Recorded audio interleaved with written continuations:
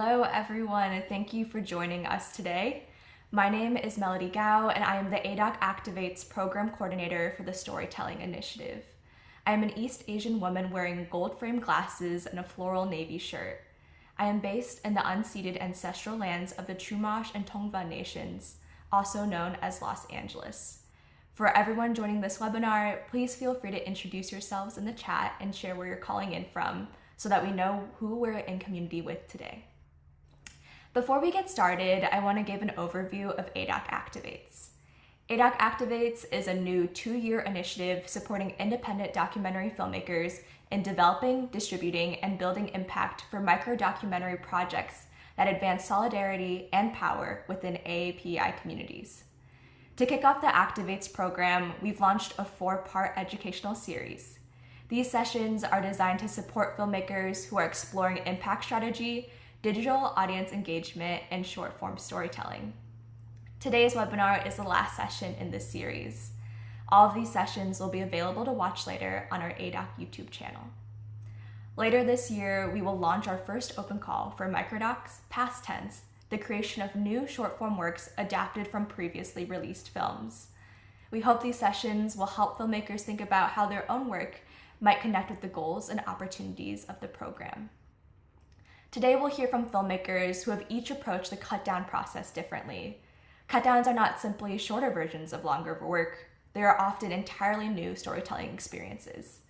We'll explore creative decision-making, collaboration, narrative structure, and what they've learned about telling powerful stories using short-form structure. Thinking creatively about how footage, scenes, characters, and stories can take on new life for different audiences, platforms, and purposes. We will have 30 to 40 minutes of panel discussion and 10 to 15 minutes of Q&A with the audience.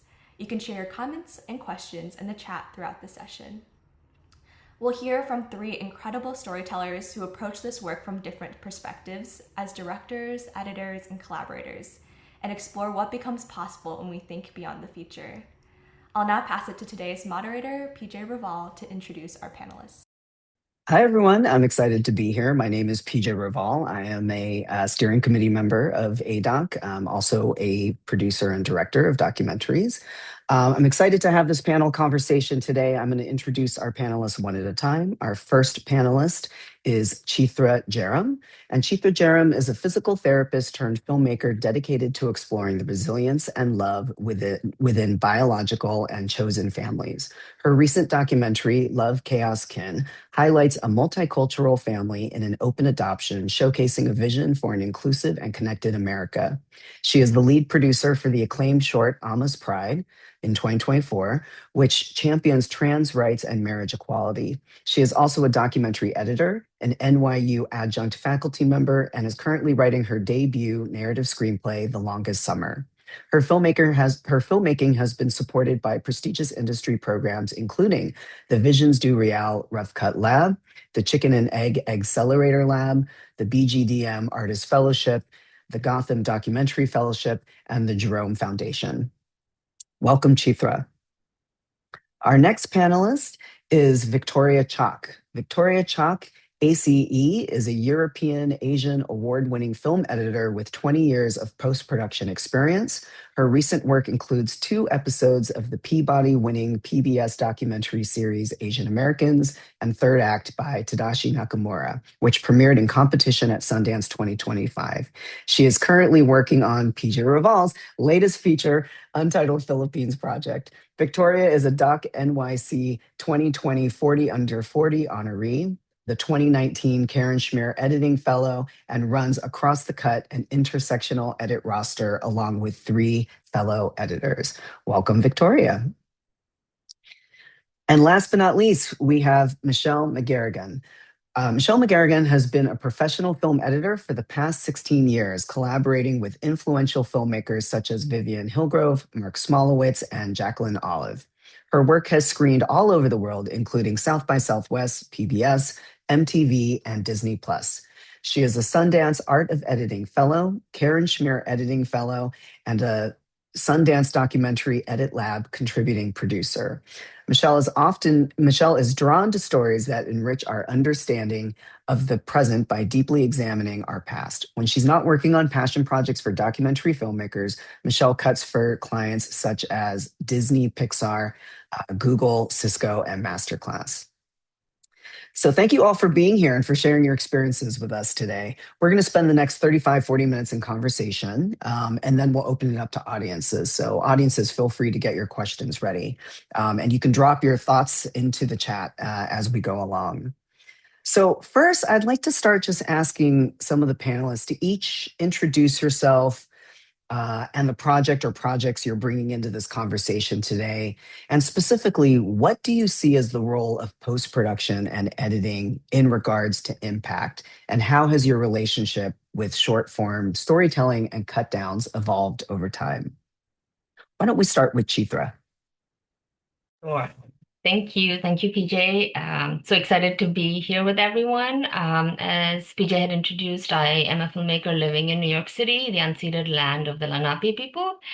I encounter projects in post-production from multiple perspectives. Sometimes I'm the director, working on a project. Sometimes I come into a project as a producer.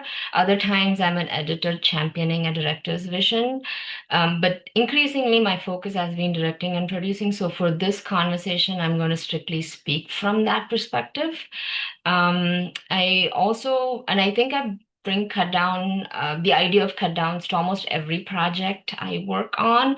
And I think I'm going to set a framework. I bring in three philosophical frameworks when I'm thinking about cut downs, and that helps inform when, why, or how I do that. One is an impact mindset.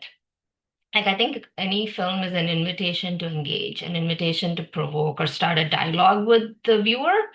And so feature-length films, they get to be seen exclusively at film festivals, or sometimes they're behind a paywall, or there's a very limited window of distribution. And I come from healthcare. So in healthcare, even with all its flaws, it's an information delivery system. And in healthcare, the best way to get information is when you go and sit with your physician, who's your primary source of information, and they know a little bit about you, and that's a conversation. But that's not how most of us get our information, right? We are searching on the web, we get information from TV, podcasts, social media, our friends, right? So I see filmmaking or films the same way. Our long form content is like that physician, something that has been thought through, well made, spent a lot of time in putting together, but people don't always have 2 to 3 hours to set aside to come and engage with it, or they're not in a place to access it. And cut down forms allows viewers to encounter the film and its themes in a bunch of different ancillary formats. So that's the impact mindset, where I'm like, how else can this topic engage? Second is a business mindset. Right. I think documentary filmmaking particularly is a super inefficient process. We take so long to make a film, and we film so much, and finally what funnels into a 90-minute film is like the tip of the iceberg. And so much is left in the cutting room: themes, storylines, which could be standalone short films, podcast, all kinds of digital content, which will extend the distribution, potentially bring in some revenue. So I think it's just good business. Last is, I see the sustainability and long lens view. For example, PJ, your films, Trinidad, Before You Know It, Call Her Ganda, they exist in conversation with each other, even though they were all made separately, Come and Take It and Who We Become also have shared themes. So sometimes there's moments in the present where these films could come together and become part of a conversation.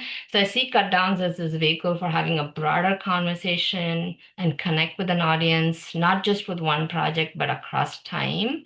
So that's what so in short, I feel like cut downs are an essential outreach and marketing tool for deeper impact, efficient filmmaking.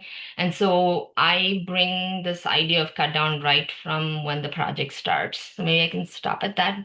for now. Would that be a good? Yeah, that's great. Thank you for sharing that, and thank you for sharing some of my own work. I think one of the things that you're bringing up is this idea of like a body of work, right, or a collection of stories, a collection of topics that you're covering. So I am curious, just as a quick follow up, thinking about a project that you're working on. If you're already going into with the intention of these three different kind of frameworks, how do you determine what are the different stories or what are the different formats these stories could potentially be, especially if you're making something 3 hours long versus, a 5 minute piece, for instance, or a 10 minute piece. Like, at what point do you start determining that there's another story or a story within the story that could break off, if that makes any sense? Sure. So I started making, Love Kya Skin in 2017. And the framework of that film is, adoption begins in trauma. A family or often a single mom is choosing or is forced to choose or is put in a circumstance that she has to relinquish a child or children. And there's another family or individual, frequently a woman, who, for whatever reasons, is unable to have a child and comes to adoption from pain. Caught in the middle of all this are children who did not choose this transaction, but they have to sever ties with their origin and assimilate into this new family identity and culture. So that's the universe of Love Kya Skin, which documents 8 years and this reckoning of this pain and what comes out through two parents and the children caught in the middle, right? So this has and then on top of that, the particular film I made flips everything in terms of the racial dynamics. Usually, we see adoptive parents as white people and children as children of color. Here, that is reversed. The parents are, or the adoptive parents are of color, and the children are white presenting but have Native American heritage. So it's also a question of race, class in the U.S. So in essence, the film is rich in its material. It's a microcosm of America, and it can engage with viewers on adoption, immigration, third culture identity, women's rights, child welfare, and there's multiple points of entry. So, and also the core audience of the film, right? Parents kind of fit into this 30 to 50 age group. Young people who are dealing with, grappling with identity and race are 12 to 25, and they look at content in different platforms. So when I was making this film, for instance, one of the first cut downs that came out of it was Desi Mom, which was part of ADOC's Our Stories initiative. Because as I'm editing the film, one major storyline got cut out of the film. The adoptive mom, over the 8 years, started becoming politically engaged and active. And that storyline did not make sense in this adoption story of, adoption trauma and this adoption ecosystem. So when the ZADOC initiative happened, having this evolution of this woman who's an immigrant sort of become an activist could stand alone on its own because it didn't have any space in the film. Putting that, and we put that out actually before releasing Love Kya Skin. We didn't see any conflict. On the other hand, we saw it as an opportunity to help the family that has been in production forever to experience what does it mean to finish a film? What does it mean to have your film, have your story premiere? What does it mean to engage with audience? So they had like a mini dress rehearsal of that process with this short film. Another way for Ama's Pride, we did the same. One storyline got left out. This romance between our trans participant and her cis partner. So we started using that storyline in the outreach material.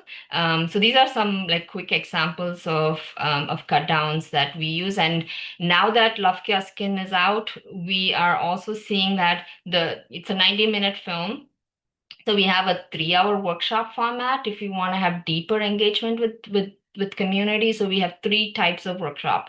One is focused on adoption, one is focused on identity and belonging, and third is on pluralism, right? So we try to give viewers different ways to come to the film depending on how much time they have.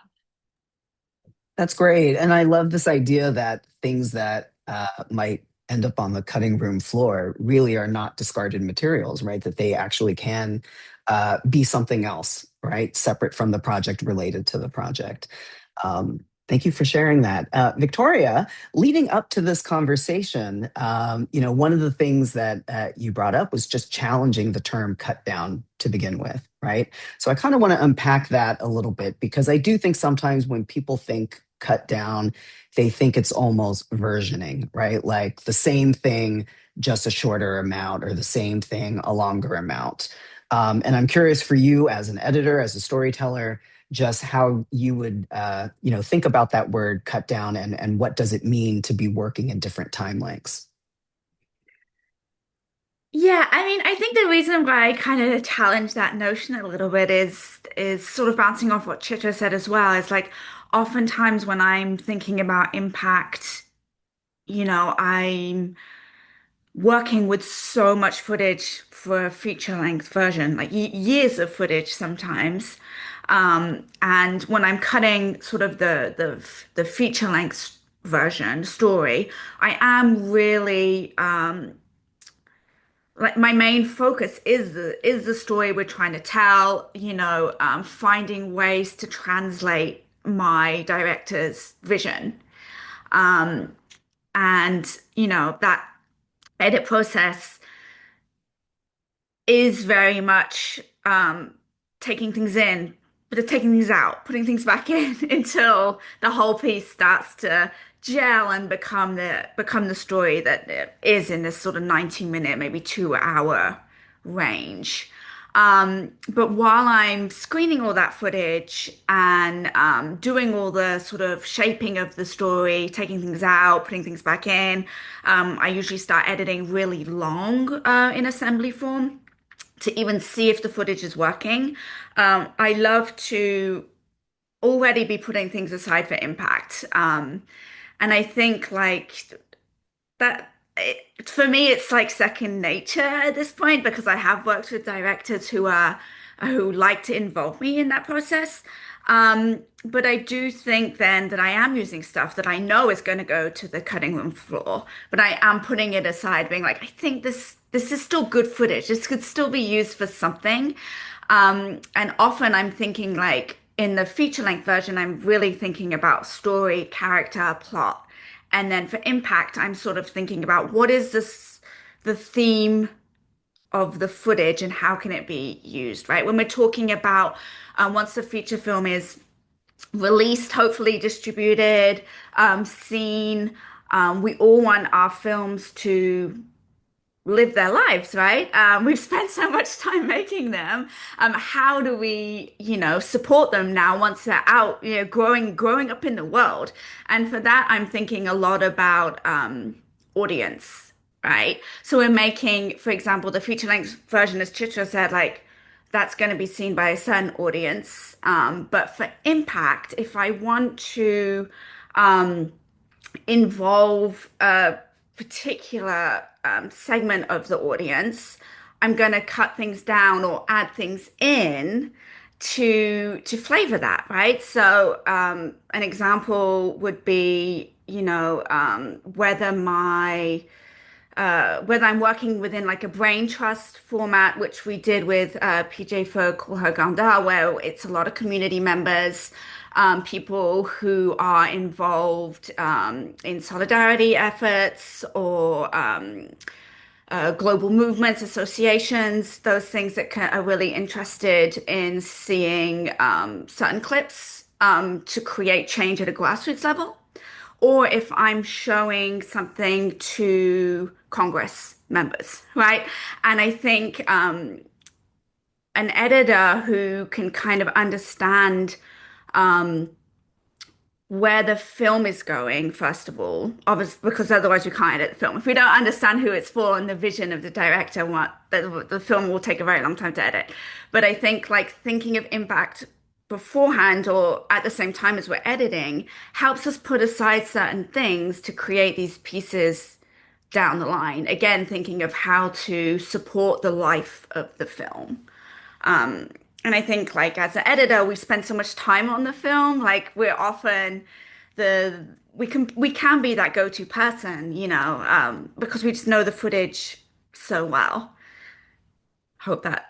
helps. No, absolutely. I mean, I think you're right. As an editor, you probably know the footage the best out of anyone, even probably more than any director or producer. One of the things that strikes me is even the way that you're describing kind of your goals of when you're editing and thinking about putting things aside and what it could be used for. I mean, you're very much speaking like an impact producer already, right? So I'm just curious because I think for the average filmmaker who goes through, say, a film school process, I don't think that there's often this association with, oh, you want to learn post-production and editing. Oh, you should be thinking about impact also, right? It's of course it's story first. It's thinking about managing footage, all of these things. How do you tell the story, time, representation of time, all of these kinds of things. So I'm curious for you, um, where does your ideas of impact start coming from? Are these conversations prior to joining the project, in the middle of, while you're watching, like your own concepts of impact and what's possible? How do they start emerging from working on a project? Well, I think for me, there's like two parts to it. Like one is very personal to me. Like if I am affected by the footage, and then furthermore affected by the story, like I want viewers to feel that too, to feel changed, right? Whether and affected by the film. Like that's why I'm making art. Like I want, as Chitra said, like I want a reaction. I want it to spark conversation. Um, so I think like that's the more sort of personal approach to it. So I am thinking of like, oh, we can't fit this in the film, but it's really good. How can I use it? How can I really hone in on what this footage is saying again, and have that be like a companion piece to something, right? Or maybe like a conversation between two people that was captured, but they're not main characters. It doesn't discredit what they're saying. It just doesn't fit in the film, right? So, um, I often work from a very like a personal responsibility almost towards the footage and characters. And then I think there's also the exterior part of that where, or sort of external facing part of that, where I'm working with other creative members of the team. And I think for that, it's like I need to understand what some of the goals of the impact producing will be, or what, even if it's obviously we don't know when we're starting a film. Like it can take years to edit a film, so we don't always know.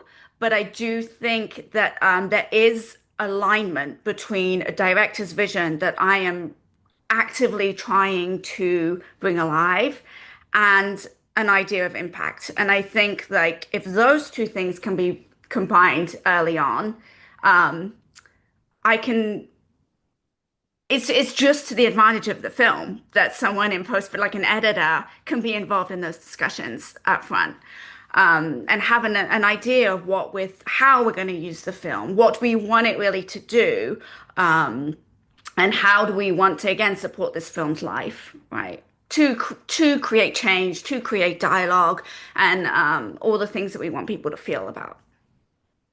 I think that's great. I mean, I often say, as a filmmaker and someone who's very interested in impact, for me, the concept of impact is just creating, inspiring change, right? To some extent. And I love the idea of thinking about, you as an editor watching the material, having a reaction to it. It already shows, right, that something that you're watching is creating some kind of change within you and identifying that.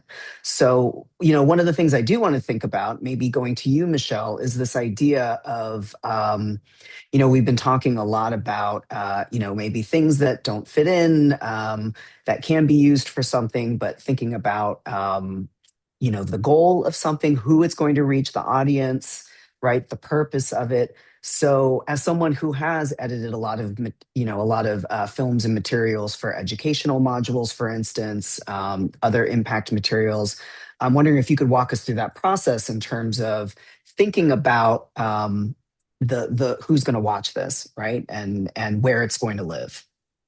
Yeah. So just to introduce myself as well, I'm based in the San Francisco Bay Area, which is the Ohlone lands. And so I've been cutting here the whole time. And my first foray into documentary editing was through ITBS. I was one of their in-house editors.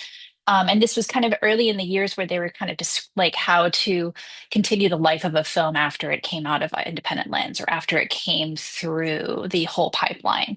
And so they'd done something called Community Classroom, where they would take specific films that they thought would do really well in an education environment, usually high school or maybe middle school, and create modules that not because they didn't never have time to play the whole film. So they were like, how do we encapsulate the film into these modules so that they'll play in these other communities? So we did that with a film called Copyright Criminals, where it was a 90-minute film and we made 5 modules that were about 10 minutes max each.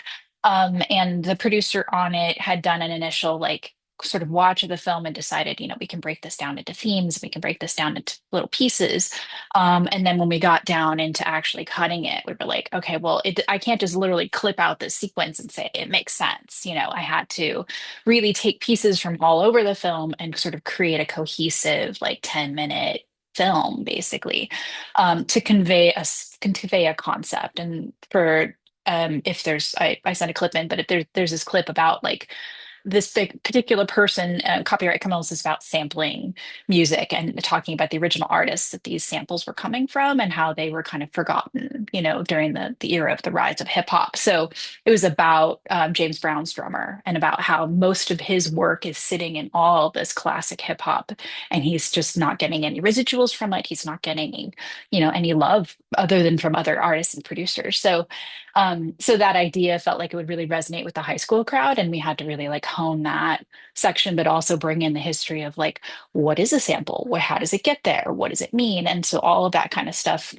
and to kind of make that concise, but also knowing I didn't have the raw footage for the film. I literally had a QuickTime and some audio splits. So it's like trying to make it sound like it was a real piece and also not make it, not make the audio cuts weird and, and like try to keep it clean. That was a huge challenge with those films. But it was a really great way to see a film in a little bit different way. And we didn't in that time have an opportunity to go back to the filmmakers to kind of talk to them about this. It was kind of a really very specific ITBS thing. And I don't actually to this day know whether the filmmakers actually ever saw the modules, but I thought we did a good job. So, but this is like a long time ago. And now it feels more and more like the filmmakers are part of that impact process, whether they go through the ITBS pipeline or not. And I really love that, kind of progression towards it. And that knowing that you could have another editor do these impact campaigns, but having the original editor on tap to be able to kind of get information from them, even if they're not available to do these cuts,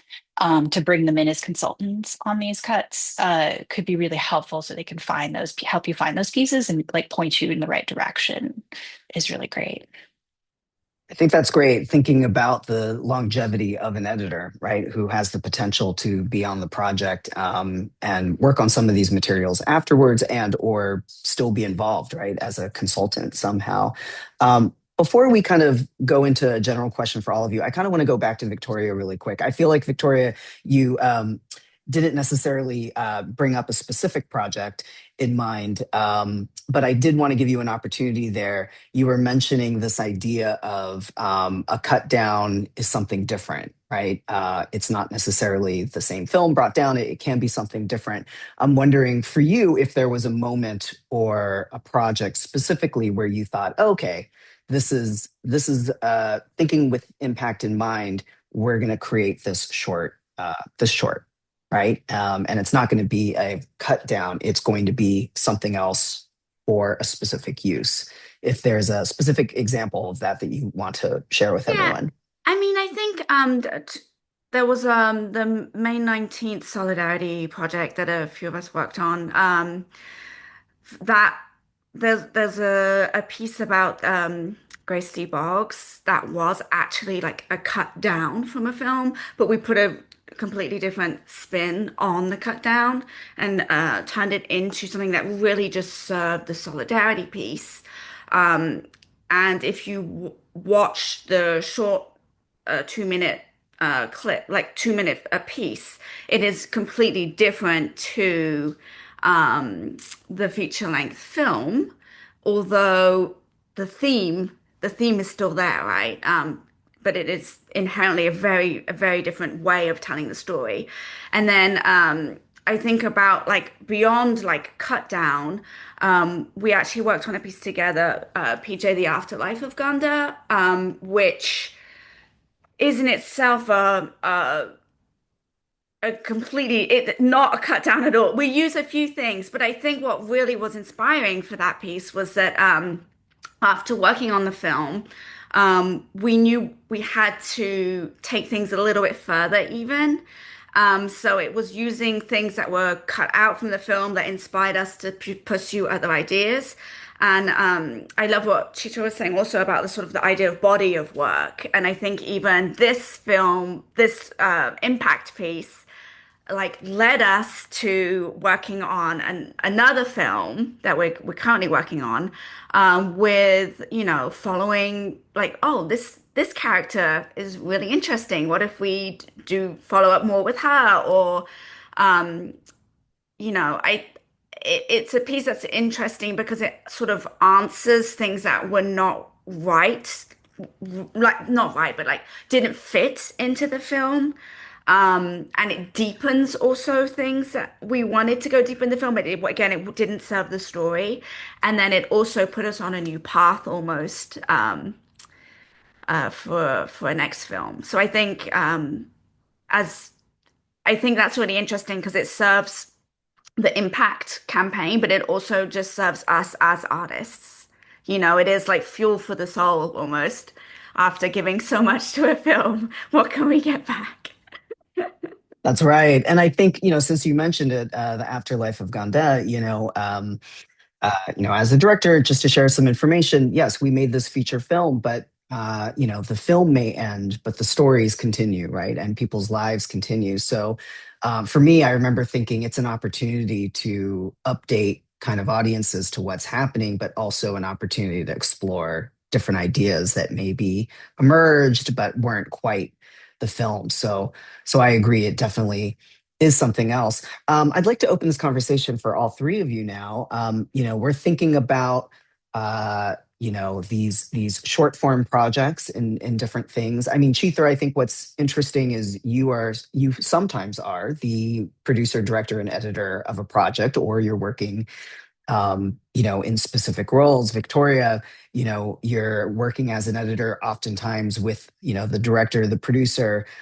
Michelle, you as well, but it also sounds like sometimes there's community or organizations to think about, like if it's an ITVS project, for instance, whether or not the filmmakers themselves are directly involved or not. So maybe just thinking about the first step of determining, we often have been saying in this panel so far, like what's the vision, what's the purpose, what's the goal, where does that come from? Right? Like whose vision, whose purpose, whose goal, right? It's and I think what I'm getting from this panel is it's not always a filmmaker, right? It can be other influences, right? Or reasons to be doing something. So I'm wondering if all of you could just share whose vision, how do we get there? And in your experience, how's it started? Chithra, would you like to kick us off? Yeah, I could maybe start with an example. I also feel like even within a film or within a film's journey, that could be a lot of different people. For example, I think with Amar's Pride, we were 1 year into, festivals and, all of that stuff. And we were starting to hear from people, they were saying, oh, Amar's Pride is for trans people, it's not for me. Or like it's people self-selecting out of who this film was for, and we felt we needed something to engage with this conversation in a fresh way. And at this time, BBC reached out to us wanting to write a feature about the film. And we saw that as an opportunity, to expand the conversation. BBC has a deep reach in India and in a lot of Asian communities where talking about this as, allyship, or we wanted people not just from the LGBTQIA community talking about this, right? So when BBC came to us, we were like, okay, can you one, bring this into many languages? And in addition, can we have something with the participants coming in to feature? And can you include a video component? And BBC was super open to it. So we got them, they made it in like 14 different languages. They had standalone, like 1 to 3 minute videos that they put out on Facebook, on Instagram.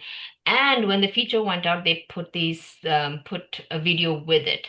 So it expanded our reach and shifted the conversation to allyship in a way and in a scale that we could not have with the film.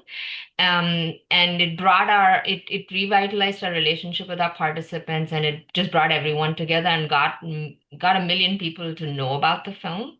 So yeah, so I think sometimes it could be to solve a problem. Sometimes we start from a need of impact. So yeah, I just wanted to add that. Or an opportunity, right? An opportunity to further explore somehow. Anyone else want to jump in? Yeah, I mean, so I think, in my world, most of the time I'm working with like first time out directors in documentary. And, obviously their focus is just like, I just want to get this movie done. I need to get into Sundance. That's all they can see, right? And so when you're cutting, and if you have more experience than them, you're sort of like, FYI, this doesn't have to die forever. We can put it in the fridge, put it in some Tupperware. We're going to use it later. It's going to be fine, and like we'll make a new dinner out of it. It'll be great. But that concept seems like it's something I kind of try to educate as we're going through a film. Like I had to cut this 20-minute sequence, sorry, but there's life here.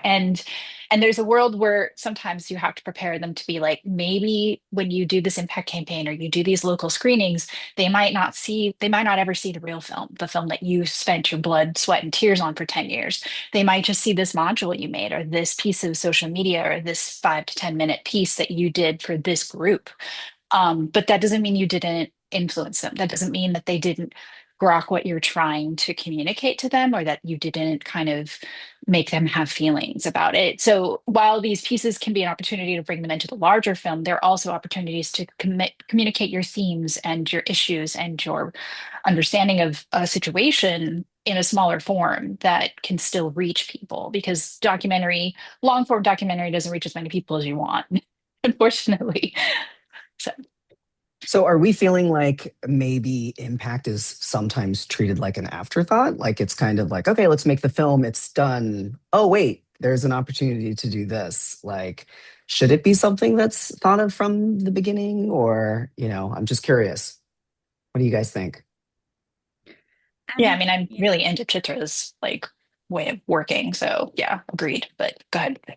Yeah, no, I was gonna say I think absolutely, and I think it's almost personally I think it's almost self-sabotaging not to think about it. Right? We always think about like festival, distribution, all these other factors. Um, but again, it's like thinking of the life of the film. Like what's gonna make your film timeless in a way, right? It is continuing to engage with your audience, and again, and thinking about how like different ways of engagement, different audiences. I think what's really important if with impact is just creating space for conversation to happen. Otherwise, those conversations, it's hard to have those conversations, you know? So I think like facilitated dialogue is what's needed around a lot of these pieces.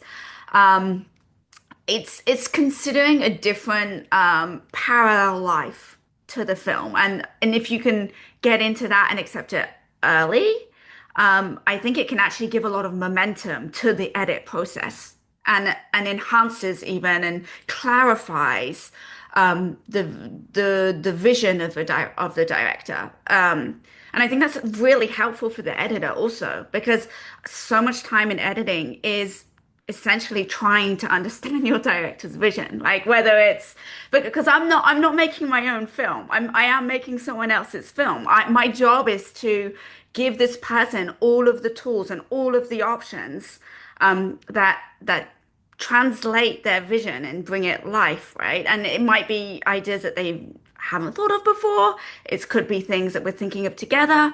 But again, like if I can understand how the film is gonna live or wants, what life they want for the film afterwards, like that just helps me. That helps me do my job, you know? So I think in addition to thinking about, maybe what is the footage you have to work with, it sounds like what we're also talking about is thinking about what is this trying to do, right? As a film, who needs to see it? How do we feel about it? Who are we hoping to, and what are we hoping to inspire, right? In terms of the amount of change. So it really is thinking a lot about starting a project with purpose in mind, right? And I think one could argue telling a great story already has a lot of purpose, right? Because great stories move people, and that's why we're all here to begin with. But I think we also are recognizing people are seeing things in different ways. Whether or not we want to be a filmmaker and say, you only see our film in a movie theater, we have to also recognize, but people also will see things for 2 minutes, 5 minutes, 10 minutes. It could be on YouTube, it could be here. So, just maybe a closing question for all of you, thinking about this idea of the purpose, the platform, the vision, the where it's going to live. Um, does that change the way that you're editing or the way that you're going to tell the story? Because clearly, going back to you, Chithra, when you first mentioned, like, if you have 2 or 3 hours, great. But if you don't have 2 or 3 hours, you still want to engage an audience somehow, right? You don't want it to be an all or nothing, right?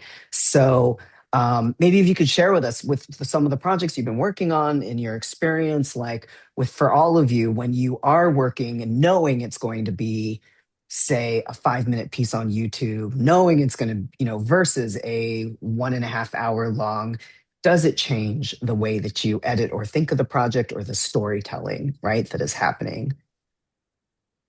For me, it's super liberating.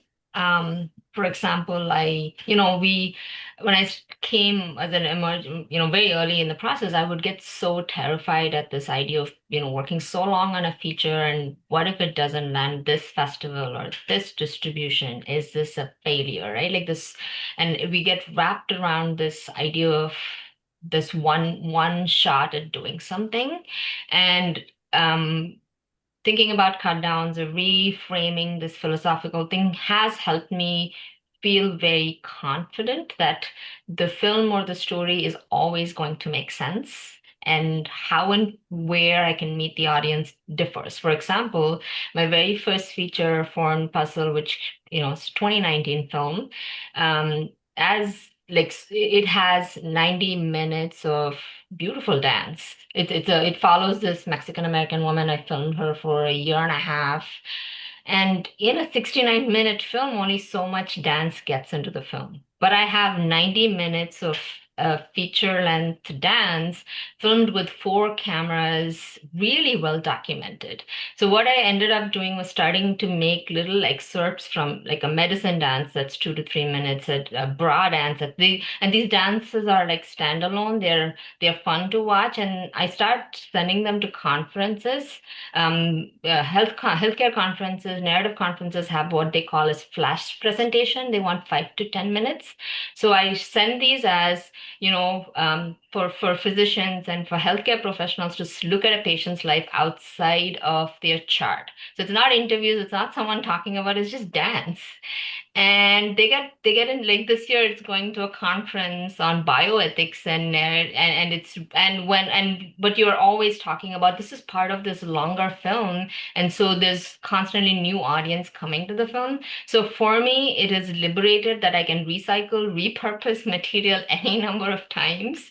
People are living through their little 72-hour cycle of information they're not going to remember or repeat. And so what I have done to help this process is catalog and have access to the edit rights in simple ways because, as you said, PJ, I'm often the one who's making the decision and editing.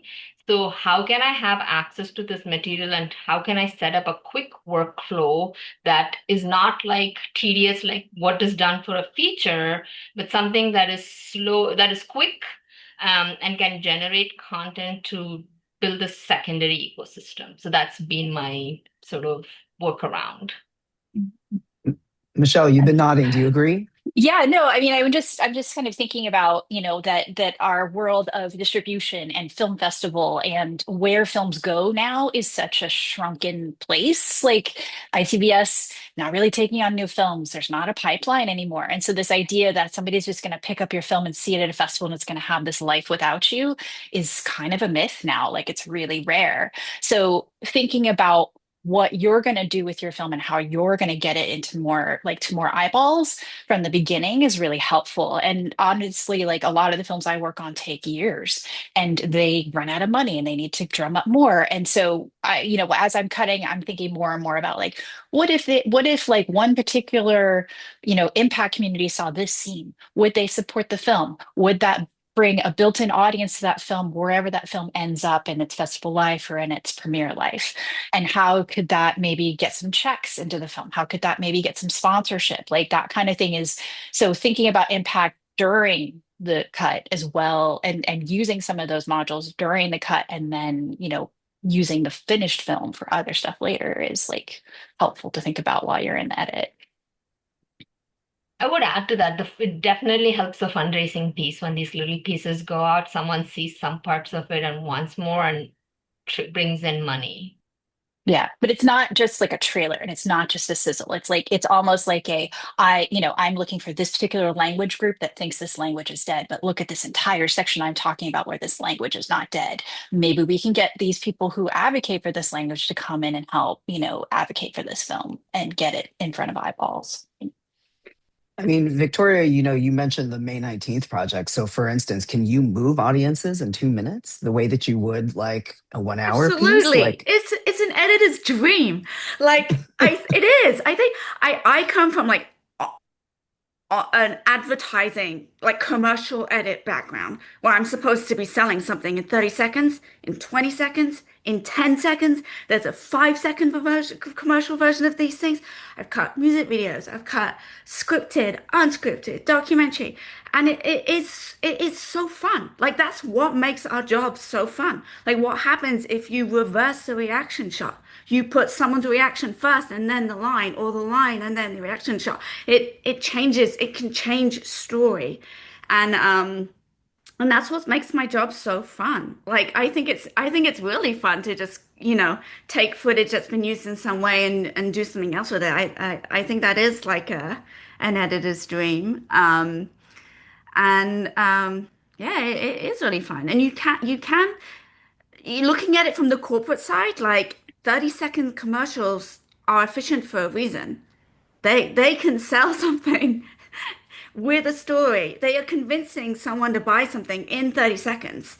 So it's bad for our brains, obviously, but there is, a truth to that, I think. And it just also shows that like editing is so powerful. We manipulate everything. It can be used obviously for very good things. If, impact campaigns and creating change, it can be used for more nefarious stuff, obviously propaganda. But like the power in just like one cut is what makes my job so fun. And so yeah, I love editing all like making something look different. I really enjoy that, and it's a really fun part of my job. The power of editing. I love that. And Chithra, I love the idea too of thinking about, the footage is ready for you. However you want to use it, you gotta keep it right for knowing that it has potential here. This is part of a initiative that we're calling ADOC Activates, right? And part of the concept here of the activates is we're activating communities, but we're also thinking about activating our network, right? And now I'm going to speak personally as a filmmaker who has a body of work. And we were talking about bodies of work earlier. Sometimes we fall into this idea of like, well, I made this film 5 years ago, I made this film 10 years ago. yeah, there's still lots of things in it that we could have conversations about it today, but I've been making these other things. And so then, as a filmmaker, I end up having these films that I feel like are losing I'm sitting on potential for it to reach audiences in new ways, right? There might even be films that when I created them, uh, Instagram didn't exist yet, or all these other ways that people are doing this. So part of this initiative is also thinking about activating our network of filmmakers, right? And letting the filmmakers and storytellers know you have opportunities here. So one of the things that we do want to encourage some of these filmmakers is exactly what I said. You might have a feature that's sitting in a closet somewhere, literally on a hard drive, that could be worked on now in any of these ways that we're talking about it. So I'm wondering if we can kind of wrap up by thinking about some helpful advice that we want to give our listeners, our audiences, to think about how to start, if you haven't already, starting to think about short form storytelling, and where it's going to live. I think some of the things that we've been talking about is like, what's the use of it? Right? Who is the audience? Where it's going to live, and what is the material you have to work with? Even what's come up is maybe you wish you had more material or different material. Could it be like shooting an additional interview or updating some statistics or adding in some graphic components, reconceptualizing it somehow, right? So maybe just ending with like a very practical, hands-on advice to our listeners today. Anybody who wants to jump in. I could go. I think, if you have material that's like, 3, 5, 10 years old, it's historical content. It means we can look at it with a fresh pair of eyes. Maybe it's speaking to the current moment in an interesting way. Maybe you want to re-examine your own storytelling styles, right? Maybe there was, maybe it aged differently. There's something to revisit there, right? Like, so reframing a conversation is possible with some old content. Sometimes it can be that you're looking at a couple of different things you've made, and there's a conversation that could happen between those things. It's so if guys, and then with present material, right? I always find that the advantage of being an editor sometimes is editors can put together something and then leave it and then reimagine putting together something in a different way. And then if you're open to being surprised by a material, there's not one way to tell that story. And like Victoria was saying, how we sequence it makes something come out or push something to the forefront. So just be open to looking at what you have. Yes, even if a story has come, is it the story? It's not the only story. So those are two things that I would want to leave folks thinking about. Great. Other Yeah. words of advice. I think from a technical perspective, there is a world where you just take your film and recut pieces of it to do other things. The actual film, not going back into your raw footage. Like, say your film is 25 years old and it's in Final Cut 7 from 1840s. Like, it's not going to open again, y'all. So, but if you have your QuickTime and you have your split audio, you've got your sound effects, you've got your music, you've got your dialogue on separate audio tracks, there's still something to be made for there. So I wouldn't give up on legacy media. Having the raw stuff would make it easier for everybody, but if you don't want to reinvent the wheel, there's still opportunities there. And I think that this idea that Chitra was talking about, which is like that people self-select, especially when they go to a film festival, they read the blurb and they're like, that's not for me.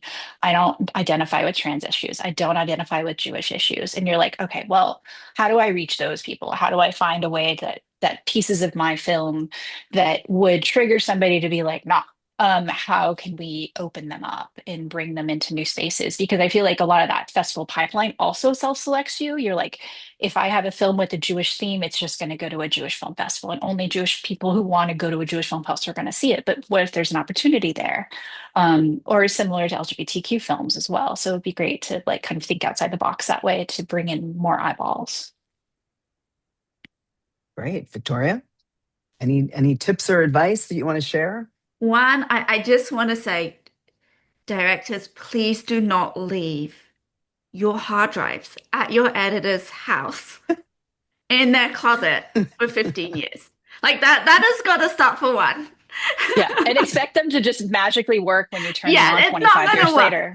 So, All right. like, answer your emails when the editor reaches out and says, "Hey, can I send this back? It's backed up somewhere." That's the first thing. Second, make sure all your footage is backed up on like LTO now, or so easy access. I spent a very long time backing up all my stuff, minimizing the hard drive space. I know PJ, you've just done that work too. But and then making sure when you finish a film, get your split audio, get your color grade with handles if you can, all of those things. Get that sorted first. And then I think, yeah, sort of going a little further than Chitra, I think just not being scared to reimagine your film. Um, don't be scared to like like anything else, right? Like if you're thinking, if it's in your mind, like it's niggling away at you, go explore. Like check it out, see what you want to do with it. It's a minimal cost if you're making 2 minutes just to repurposing stuff. And you can try it out. ADOC is a great space, I think, to share ideas, sh in a safe space, see what comes out of it. So yeah, just don't be scared to like rethink something that you've deemed finished over.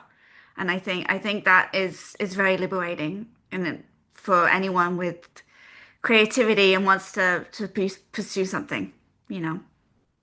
Don't be scared. Don't be precious with your Mhm. materials, right? Yeah. Explore, recognize the stories live on, the projects live on. People will interact with it in different ways outside of yourself, outside of the reason why you even made it.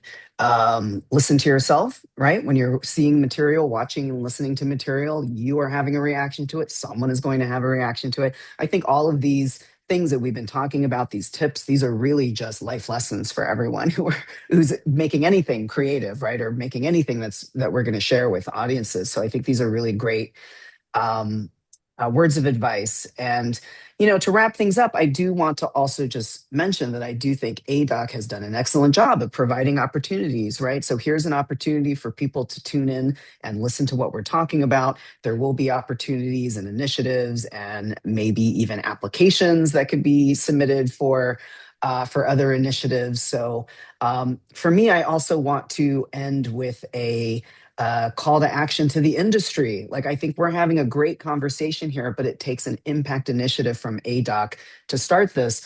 It would be great if there are some impact labs with post production in mind. It would be great if there were specific initiatives that are here to engage editors and storytellers thinking about the post production process so we can avoid this feeling like it happens after the fact. Bringing editors into the conversations early on about impact, including them, having impact be part of the reason why you're making the film in the first place, and involving your whole entire key creative crew within that process, thinking about the way that it's shot, thinking about the way that it's edited, thinking about the way that it'll be spoken about and talked to and brought to an audience. Are there opportunities for it to live in short format? Are there opportunities for larger format, right? We need to be visionary with this because we have a responsibility to ourselves, not only as filmmakers, but the people whose stories that we're sharing, right? We want everyone to hear them because we know they're going to be impactful. They've been impactful to us. So with that said, I want to thank our participants and panelists for today. I think this has been a really excellent conversation. It will be living online somewhere for people to access. But I hope all of you get an opportunity to look further into the work of these three panelists that we've been speaking with today. So thank you for joining us, panelists. Thank you, audiences, for joining us. And this session concludes the ADOC Activates educational session. So if you find today's session helpful and are interested in applying to our upcoming open calls, please check out our previous education series. And please stay tuned for more information on the open call through our newsletter and Slack announcements. So thank you all. Share these important stories, be visionary, involve your editor. from the start. Archive your material. Let's end with that, because drives do fail, and I can attest to that for sure. But the inspiration and the motivation of creating does not, right? So let's make sure we archive everything properly. All right, thanks everyone, and have a great rest of your day.